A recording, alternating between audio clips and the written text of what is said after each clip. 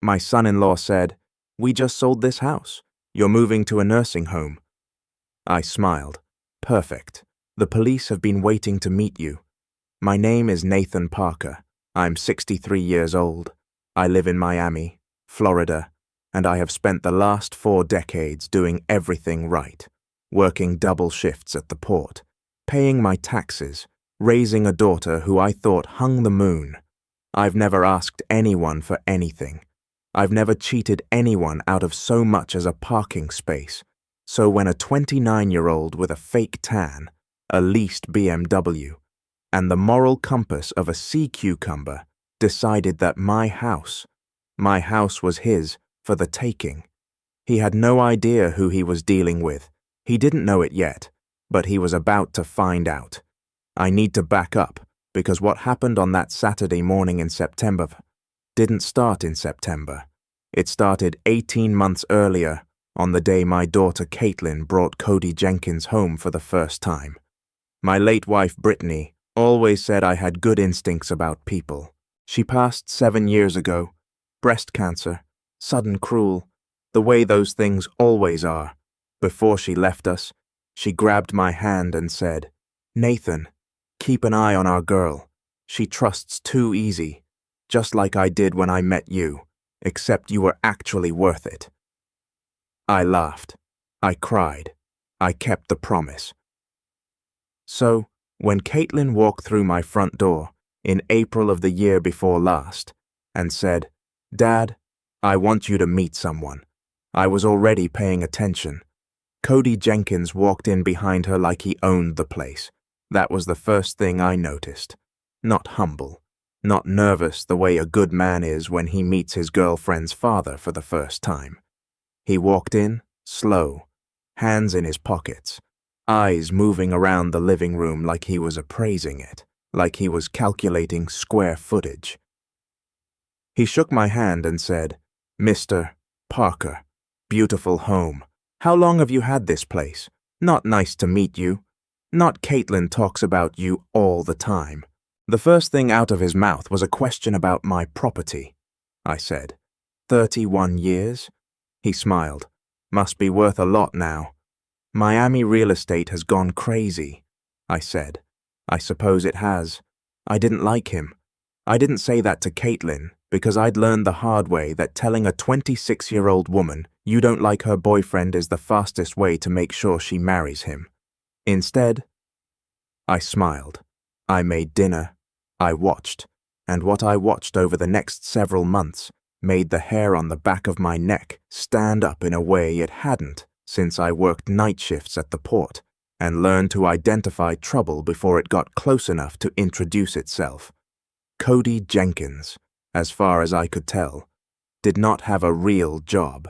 He called himself a real estate investor.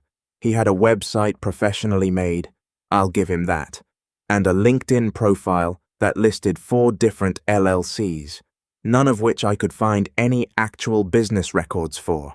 He drove the BMW, he wore the watch.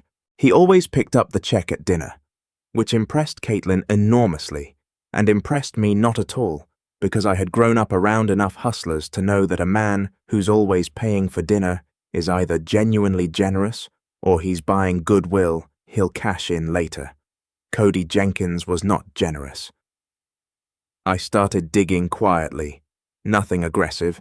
I'm not law enforcement, just a father paying attention. I talked to my neighbor Alicia, who worked in county records, and asked her to keep her eyes open for anything with Cody's name on it. I talked to my buddy Morgan, who'd worked in title insurance for 20 years and had seen every variety of property fraud imaginable. I asked him to explain to me, hypothetically, how a person might try to steal a house from an elderly parent of a spouse. Morgan didn't even blink.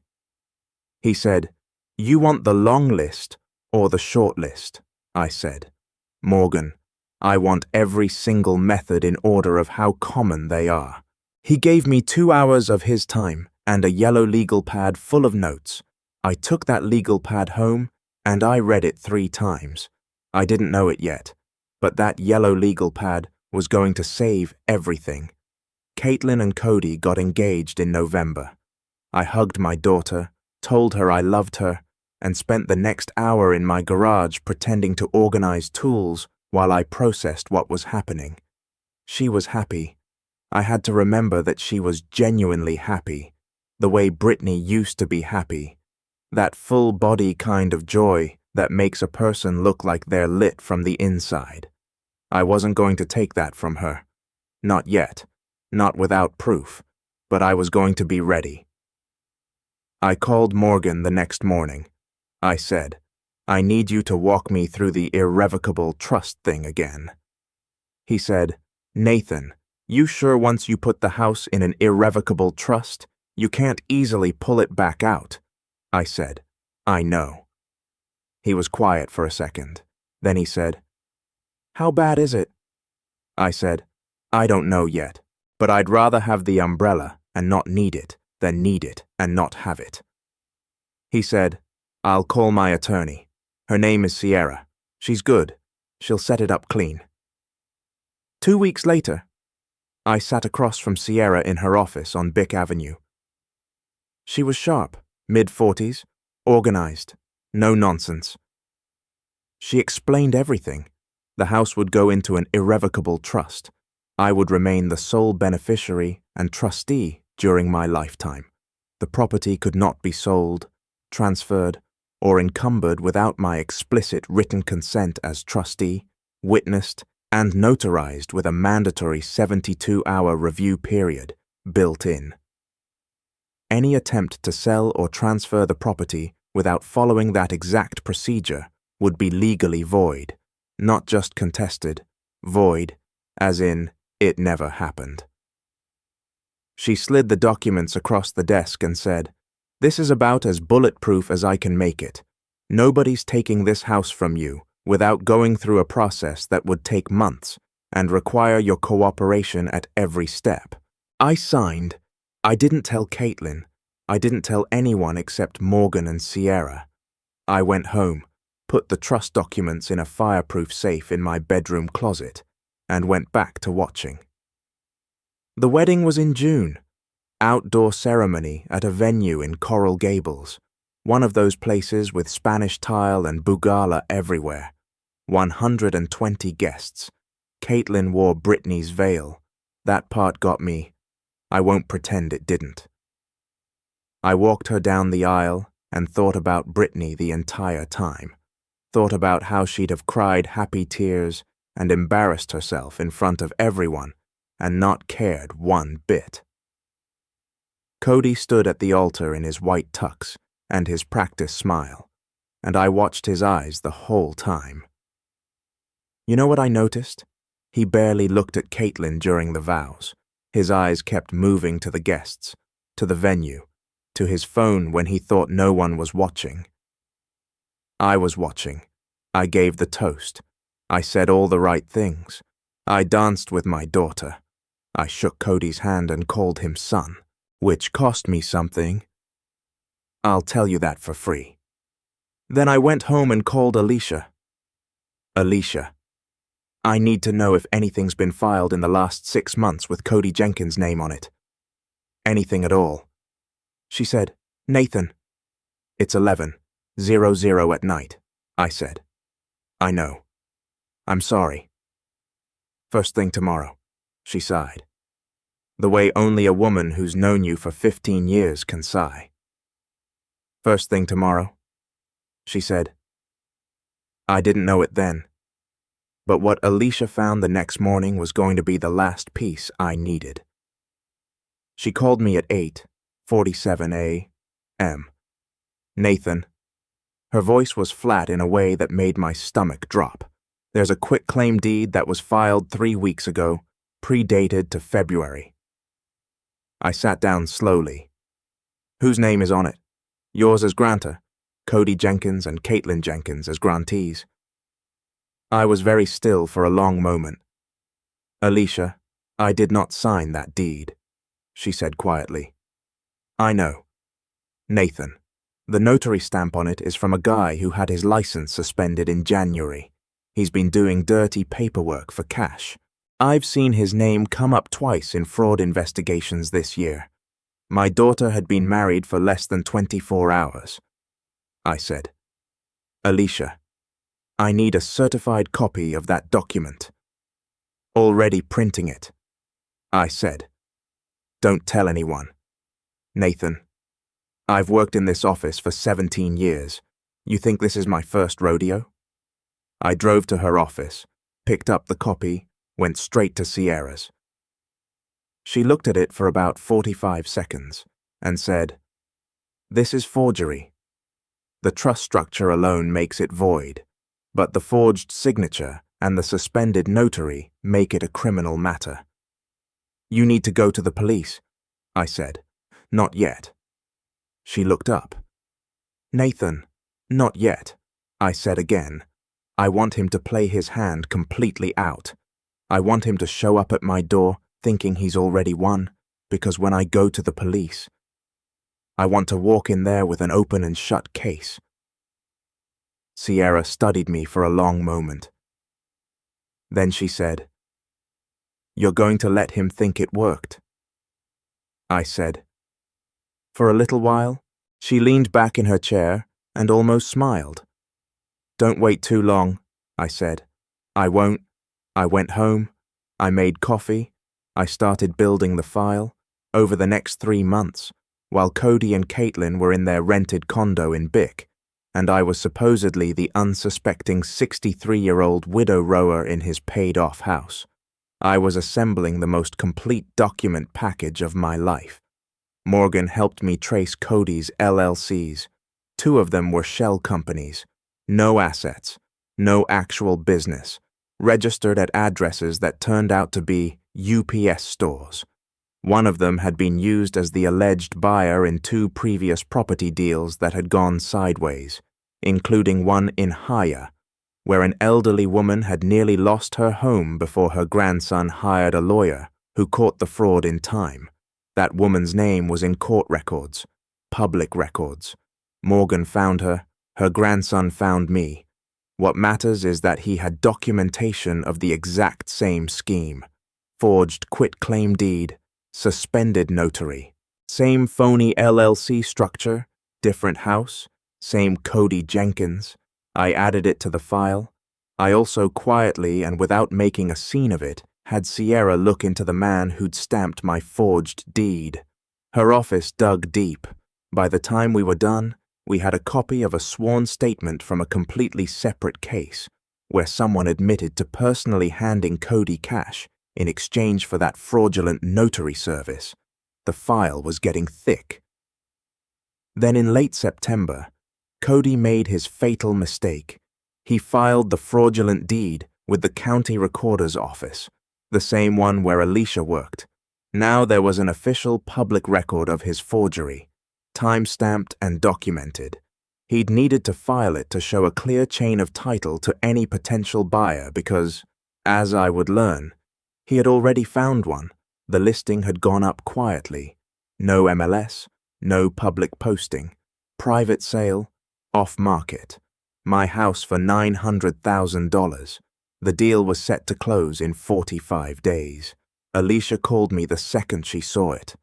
I said, Alicia, is there a buyer under contract? She said, there's a purchase agreement on file. Cash buyer LLC. I said, 4 days. She said, Nathan, you need to move. I said, I'm moving. I called Sierra. I called Morgan. I called the Miami-Dade Police Department's Financial Crimes Unit, where I had over the previous 3 months quietly developed a relationship with a detective named Well. Let's just say she was exceptionally sharp. She was patient and she absolutely loved receiving organized, well-documented evidence packages. I delivered mine in person, printed, tabbed, indexed cover letter written by Sierra, 47 pages. The detective page through it slowly, asking a question here and there. When she finished, she looked up and said, Mr.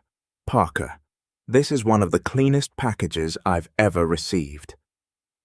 When do you think he'll make his move? I said. I'd give him about 2 weeks. She said, "We'll be ready." I said, "So will I." I didn't know exactly how right I was. It was 11 days. It was a Tuesday. Overcast. The way Miami gets in October before a front comes through. I was drinking coffee on my back porch, looking at the yard Brittany and I had planted together. The bird of paradise, the sea grape, the old mango tree that gave us more fruit than we could ever eat. I was thinking about her the way I often did on quiet mornings, when I heard a car pull into the driveway. Then another car. I didn't move. I set my coffee down slowly. I already knew the knock came hard. 3 sharp raps. I walked through my house, through the living room where I'd taught Caitlin to walk, past the kitchen where Brittany had made Sunday dinners for 30 years, to the front door, and I opened it. Cody Jenkins stood on my porch in a sport coat, freshly pressed, smelling like expensive cologne. Behind him was a woman in a blazer carrying a leather portfolio, the notary, and beside her, looking like she hadn't slept in 2 days, was my daughter. Caitlin wouldn't meet my eyes. I knew then that she either knew and had gone along with it, or she knew and was horrified. I couldn't tell which. I told myself it was the second one. I kept telling myself that. Cody looked at me with the expression of a man who thinks he's holding all the cards. That particular brand of confidence, shiny, brittle, built on sand. He said, "Nathan, morning mind, if we come in." I said, "Sure, Cody, come on in." We stood in my living room. The notary set her portfolio on my coffee table. Caitlin stood near the door with her arms crossed over her chest. Cody cleared his throat. He said, "So, I want to be upfront with you about something. We've made some decisions about the property, and we wanted to come here personally to talk to you about the transition." Transition? That was the word he used. I said, "What kind of transition?" He said, "Well, we've actually sold this house. There's a purchase agreement in place. Close date is in about 5 weeks. The new owners are going to want possession. So, we've been looking at some really lovely assisted living communities, one over in Pinerest, one near Coconut Grove, and we've already started the admissions process at the one in Coconut Grove. It's a beautiful facility. Nathan, pool activities, 24-hour staff. You'll be comfortable."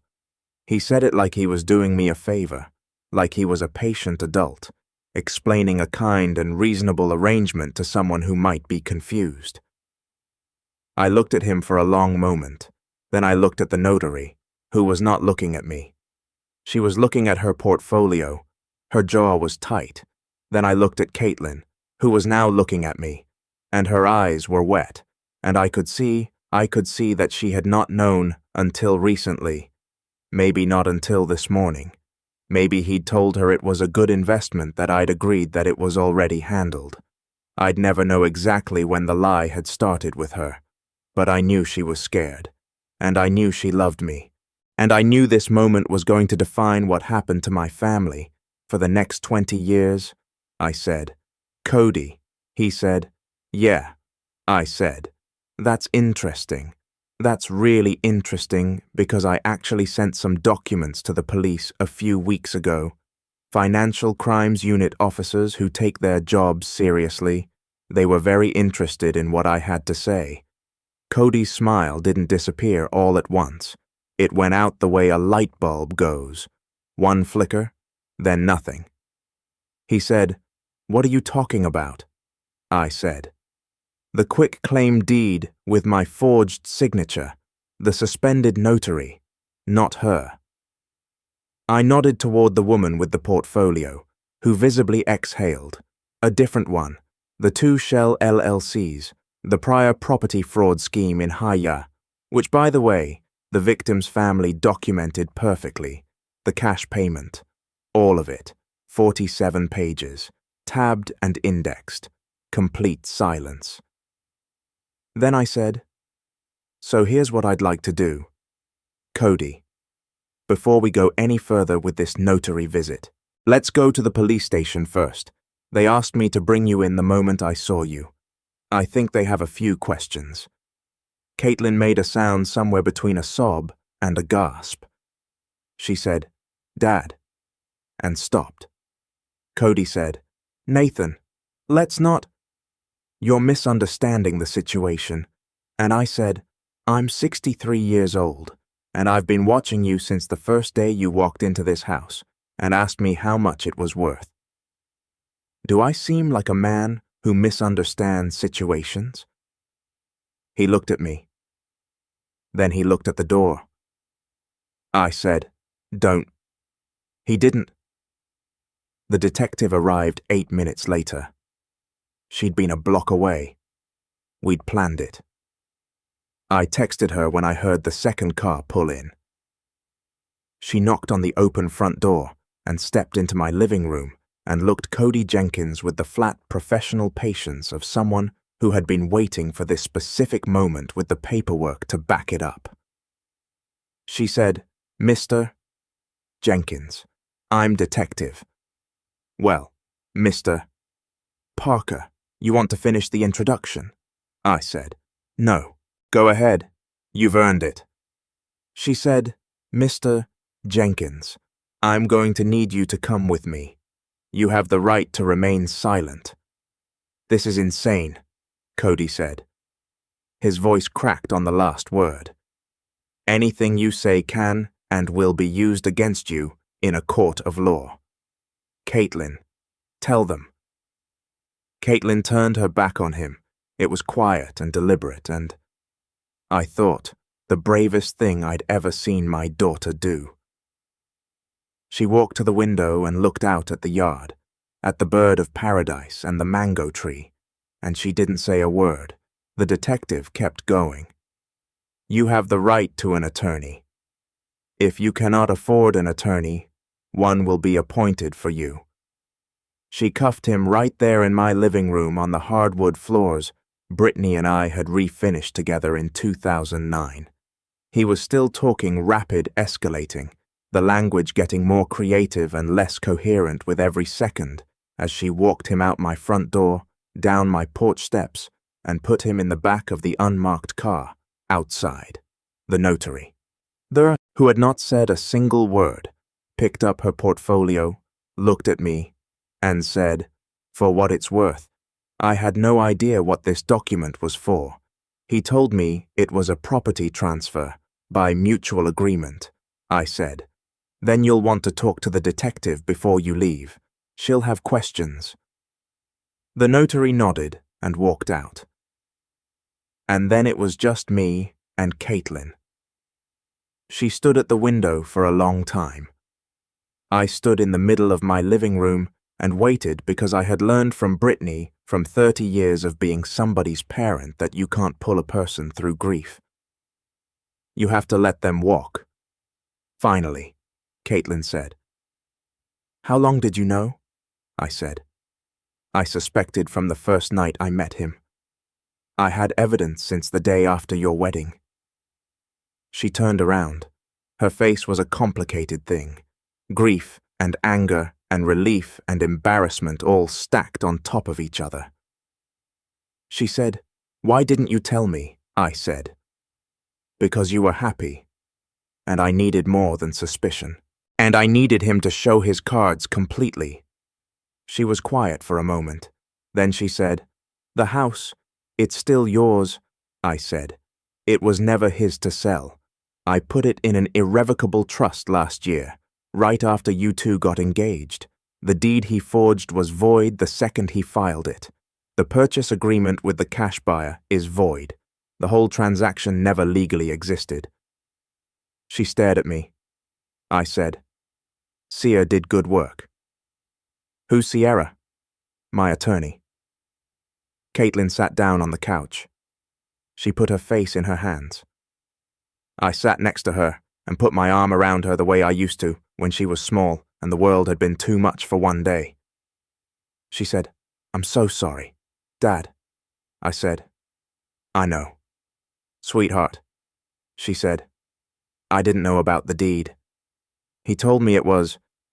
He said, you'd agreed to put the house in both our names as an early inheritance. He said you'd told him you wanted to. I know. I said again, I know he did. We sat there for a while in the living room of the house that nobody had taken from us in the city we'd both lived in our whole lives, and I let her cry until she was done. Cody Jenkins was charged with real estate fraud, forgery, and filing a fraudulent instrument, felonies, all three. The higher case was reopened. 2 additional fraud schemes were subsequently uncovered by the Financial Crimes Unit, both involving elderly property owners, both using the same LLC structure. The cash buyer, the LLC that had been set to purchase my house, was investigated and found to be connected to a mortgage fraud ring that had been operating in Miami-Dade County for 4 years. Cody's real estate license, which I had not known he actually held, buried under all the fake LLCs, was suspended pending trial. His BMW was repossessed. His watch, it turned out, was leased. The trial lasted 4 days. Cody's attorney argued that the quitclaim deed was the result of a misunderstanding, that Cody had genuinely believed he had authority to file on behalf of the family, that the whole thing was a clerical error blown grotesquely out of proportion. The jury deliberated for 3 hours. They came back with guilty on all counts. The judge sentenced Cody Jenkins to 7 years in state prison. He was 30 years old on the day he was sentenced. He would be 37 when he got out, assuming good behavior, which based on everything I'd learned about his character, I considered a modest assumption at best.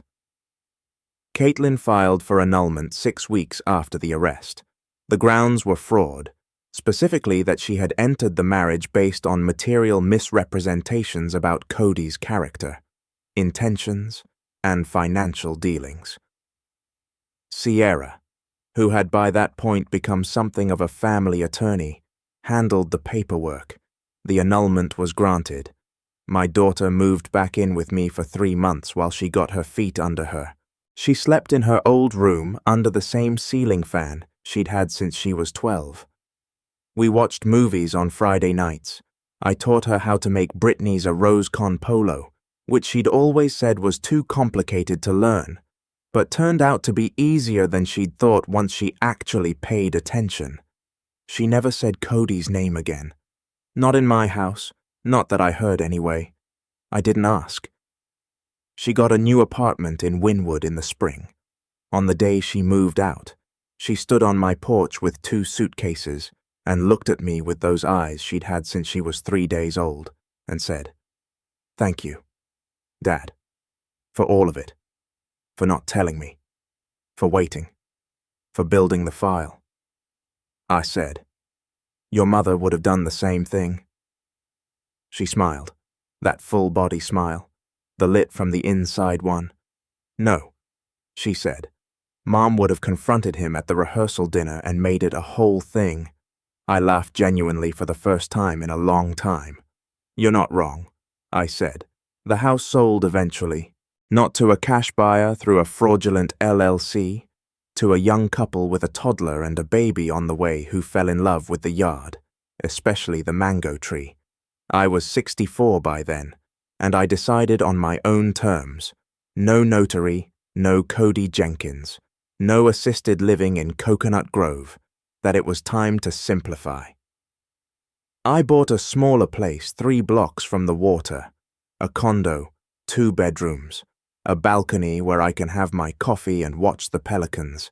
I kept the bird of paradise, dug it up myself, and replanted it on the balcony in a big clay pot. Brittany always said those plants were indestructible if you knew how to care for them. She was right about that. She was right about most things. Morgan came over for dinner the first week I was in the new place, and we sat on the balcony with our beers and looked at the water. And he said, "Nathan, you planned that whole thing out 18 months in advance. You set every single trap and let him walk into all of them." I said, "I just paid attention." That's all, he said. Most people don't pay that kind of attention. I thought about that for a minute, about Cody Jenkins in his prison uniform in some state facility, 3 years into a 7-year sentence, about the house that had never legally been his, about the forged signature of mine he'd pressed into an official document and filed with a county clerk who happened to know me by first name, about my daughter's smile, about Brittany's voice in a hospital room. Keep an eye on our girl. She trusts. Too easy. I said I made a promise to someone. I kept it. Morgan didn't ask who. He already knew. We finished our beers. The pelicans worked the water below us. Indifferent and efficient, the way living things are when they know exactly what they're doing. I watched them for a while. Then I went inside and made dinner. Some people look at a 63-year-old widow rower living alone in Miami and see an easy mark. That's always been their first mistake. And with Cody Jenkins, it was the only mistake he ever got to make.